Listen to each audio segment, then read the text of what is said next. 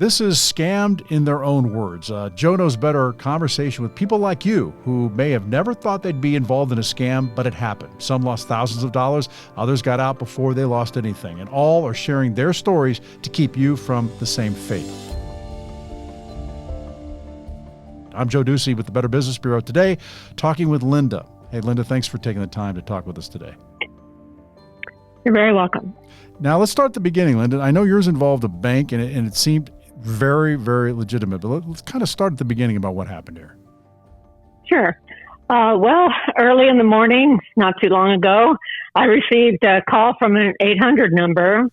And I don't answer unknown numbers, but I thought this was a legitimate business because I was waiting for a call from a business. Yeah. And so I was really not prepared for what happened next because the man immediately said who he was. He said he was from the headquarters security office of the bank and that there was a big issue with the branch that was going to affect my account and other people's accounts. And it was just a big shock that that's how this conversation went. Yeah. And but, you thought you were going to get, you thought you were expecting a call. I mean, you were dealing with a bank. Yeah. This is your bank. No, I was expecting a call from a business. I wasn't expecting a call from a bank at all. Got it. But they called on an 800 number. Okay. All so right. I thought it was the business. I understand. Okay. So what happened then? Well, then I questioned him right away. I said, why are you calling me from the bank? You're not supposed to do that. And he said, go and look on the back of your credit card and find the number that the customers are supposed to call when there's a problem. So I did, and I looked at the number, and it was the exact number that was on my phone. He was calling me from that number. And at the time, I didn't realize it was spoofed, but I thought it was the real number that he was calling from the bank. And so that was one of his ways that he tried to get me to believe he was legitimate. And it worked because I didn't know that number was supposed to be one way. The bank does not tell you that you're not supposed to get a call from that number. You're just supposed to call that number. But, what phone number is one way. So I really thought that he could call me from that number if he needed to, because this was going to be, a problem. And he said he was trying to help and he was trying to protect customers and he was hoping that it would help him. What did he want to do then? What was the next thing? Well, the biggest thing that got me is that he knew every single thing in my account. He knew every line in the checking account. He had my address. He had my email. He asked me for nothing. He never asked me for anything. And I was only doing this on the phone. There was no computer involved. There was nothing. And so, I really was thinking after a while that this really had to be from the bank because nobody should be able to have all that information. I thought the bank protected my account better than that. That makes sense. But, so what happened then after the total hacking thing had taken place and the spoofed number, then he went ahead and proceeded with this scam, which, I thought was all true at the time, but it was all lies. Anyway, he said they suspected an insider at the branch. And that, certainly has happened in almost every bank here and there. Mm-hmm. And he needed a customer to go in and send a fake wire for $50,000 that they hoped would be of interest to the inside criminal and that they would be able to catch him. Okay. So I said, really? Why do you need me to do it? Why don't you do it? You're the security people. Mm-hmm. And he said, he said he really wanted a customer that had been a customer for a while and that had actually sent a wire in the past. And I have. And so, that's how he decided on me, I guess. Yeah. And then I asked him why it had to be so much. That was a lot. And he said, well, a small amount, wouldn't be intriguing to a inside person that was trying to steal money from people in larger amounts. And so then I tried something that I hoped was a tactic to get him off guard, but it didn't work either. And I said, I don't have that much money in the bank. And he said, oh, yes, you do. You have this exact amount in your savings account. And he said every single penny. He had everything. Knew how much you had in your bank account. Exactly. He knew every single part of my account when he made the phone call. Okay, so right now we're at a point where the bank is saying that there's a problem at the branch, that somebody's inside doing some bad things, and they're going to lure them by using you to wire $50,000 and see if that creates interest for this person. correct? And then they can catch Exactly. him. Okay, that's the goal. Right. And he knew That's exactly what he said. you he had not to do. let them. You didn't let him into your computer at all at this point. He never touched my computer. Wow. Never. Okay. All right. Yeah, this was a cold call on that 800 number is all it was. Okay. What happens at this point? Well, at that point, I wanted to help because he was mentioning other people, not just me, as being a victim of what was going on in that branch. He actually used the word compromised. He said the entire branch is compromised. Mm-hmm. So this is when I made the mistake. And I went to the bank and was going to try to find somebody to send a wire. And I hadn't even been in there a minute. And this lady comes running into the bank, screaming and yelling that her account was frozen and that she couldn't pay her bills. And she was really upset and really loud. And, I really thought, good grief, does that ever put me in the mode that this could be really real? Yeah. And so I think it wasn't a coincidence. I do not believe that was a coincidence. No. I just think it was just another tactic to make sure that they knew that something was really wrong because they knew I'd already entered the bank. So, oh, man, that guy, anyway, that's scammer's thinking. Okay. Oh, yeah, there's several parts to this. It's pretty amazing. Yeah. And then the bank didn't question me sending the wire at all. And what I thought was weird is that they gave me the information to send on the wire, every single, the person's name, the address, and the bank account routing number. They gave me all of that. And let me ask you this, Linda. In my own hometown. let me start. Do you think that the bank should question wire transfers that high? Well, I think they should question it, especially if it's going to somebody in your own town. Yeah. Why don't you just write them a check or something? So, I was just surprised that they just went ahead and did it with no questions at all. Yeah. And it certainly wasn't going to an overseas, location or anything that would be crazy. It was going to someone in my own town. Yeah. Okay. So anyway, they let it go through. And so that's what happened. But the thing that is really interesting in this is that this man who claimed to be from the security office at the bank at the high level at the headquarters, he said he would call me back the next morning to let me know what happened. And he did. He called me the next morning early at the exact time we decided to do it. And he told me that 2 people had been arrested and the bank was so appreciative of my help. And he mentioned that he and his manager had spent all kinds of hours working on the paperwork. And then he said the insider had also disabled my online banking. So I didn't think anybody could do that either because there was no passwords, no usernames, nothing was ever asked of me. Yeah. And so he said that the insider had disabled my online banking. And so it was like, wow, that's really wild.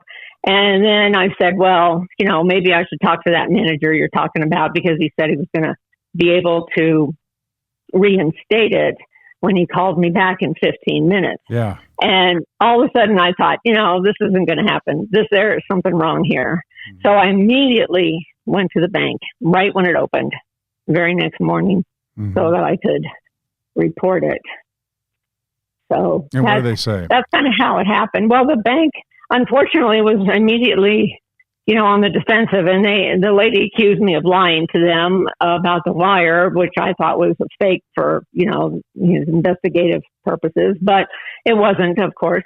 And so she claimed that I lied to them and that they were not responsible, and that was the end of it. And they also told me I should go to the police, which I did right away. I went right from the bank to the police station, and they set up a fraud a fraud case. Mm-hmm. And then apparently, I didn't even know this, but the police forwarded it to the FBI, who called me the next morning, and they also opened a fraud case. Okay. But what's interesting is that I haven't heard one word from either of them. Okay. Nobody has ever called back. And the bank hasn't done anything. Now, this person who called you, the scammer, did they say at any time, hey, we're working to get that money back to you?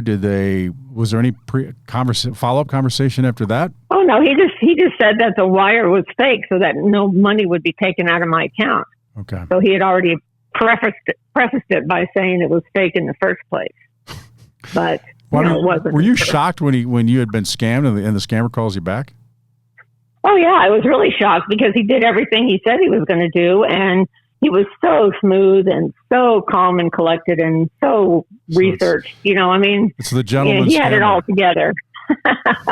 Yeah, he was. He sure was acting like he was the good guy, and he wasn't. He was the bad guy. Yeah.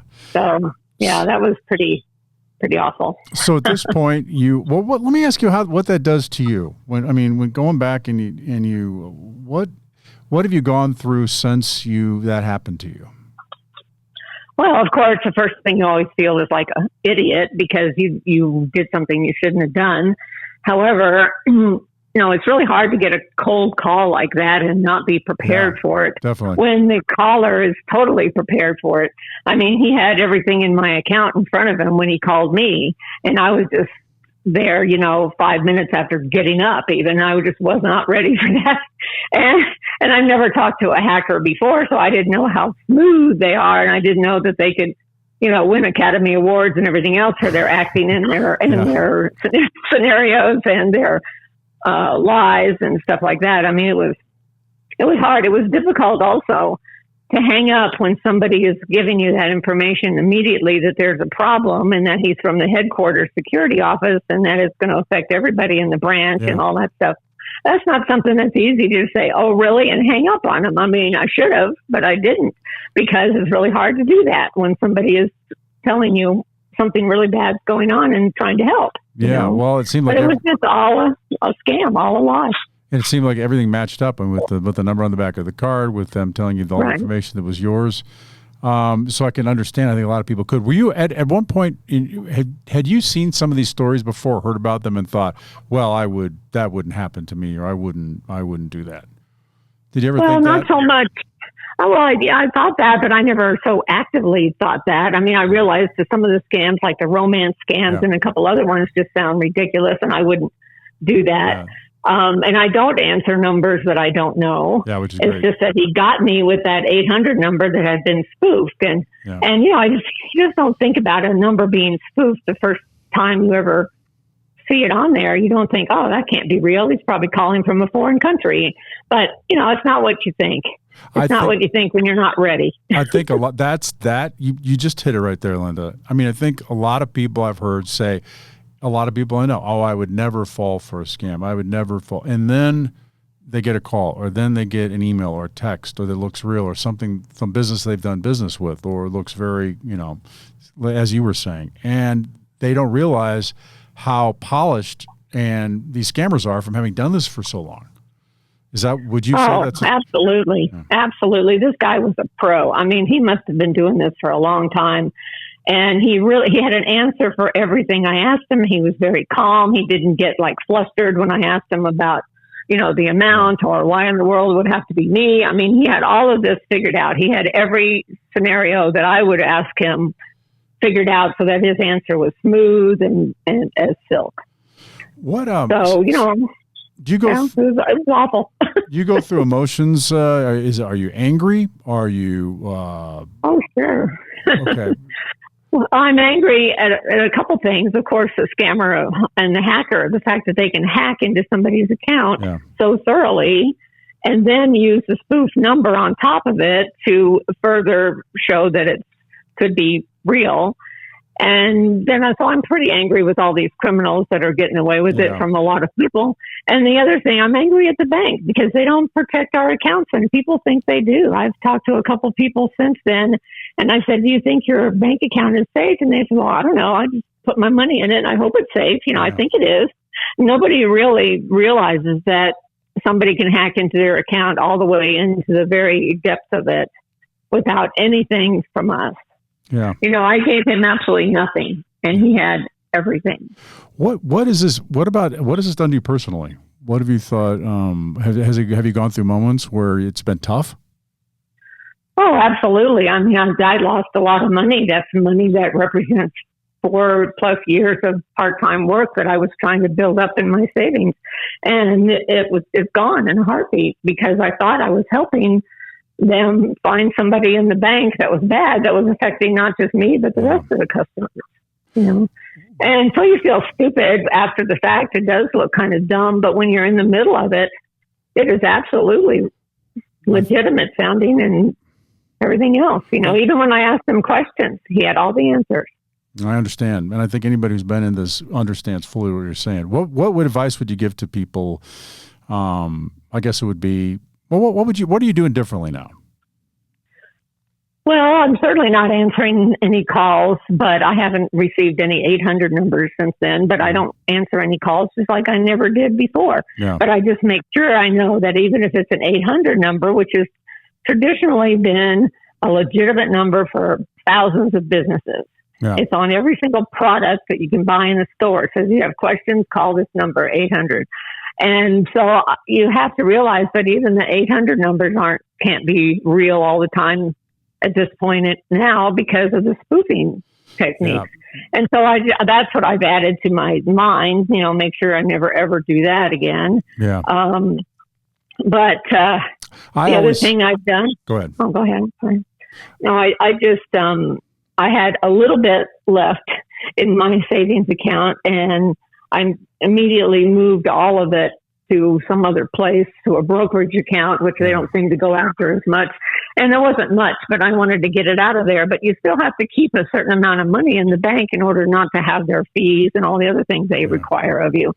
So, and the other thing I would suggest to people is not keep a large amount in your savings account, because he never touched my checking. He read every line off of it, so I knew he was right in there, but he never mentioned the checking account money. He just wanted to go for the lump sum in the savings. And so, if you have savings in there and you're building it up for retirement or buy a car or whatever you want to do, just move it someplace else that you think is more secure. And so that's what I'm doing. I'm not going to let it build up very much. I'm still working, so I put the money in there. I think that, and I'll just move it. What I tell people, and I know a lot of people don't want to hear this, but and I'm not saying you, but I've told people, don't answer your phone. I don't answer my phone. I let all calls go to voicemail unless it's a contact. The important people I put as contacts, and then anybody else, and they say, well, my doctor, my pharmacy. Well, no, they're going to leave you a message, and you can just call them back. Scammers typically don't leave I do that too. Yep. And I was doing that. Yep. I was doing that anyway, and it was only the 800 number that got me. I understand. And if I hadn't answered the phone, none of this would have happened. He would have gone on to the next victim, I'm afraid. But if you could talk to him right now, stuff ready. If you could talk to him right now, what would you tell him? What would you say to him? I would just tell him, what a horrible thing you're doing to people that have worked hard and expect to have money that they've saved to use for whatever reasons they want to, and that it's just incredibly criminal to do that to people from all ages. I mean, they can get people that are young and inexperienced. They can get people that are older and not quite paying attention. And I pay attention, and they still got me because the 800 number was spoofed. And that's not what you think of when you answer a phone call. You just don't think, oh, this number can't be real. It's probably spoofed and it's probably coming from another country. Well, who thinks that? Well, Nobody. That's a good lesson for everybody, Linda. And I really appreciate you being here. Thanks for taking the time. I'm sorry this happened to you, but I do think that you helped a lot of people by taking this time. Oh, I hope so. I really do. That's the only thing I have now is just to spread the word. Well, that's great, Linda. Hey, I'm Joe Ducey with the Better Business Bureau. Listen to all my Joe Knows Better podcasts at joeknowsbetter.bbbcommunity.org and go to the Joe Knows Better Facebook page as I work to help businesses and consumers get it right. See you next time.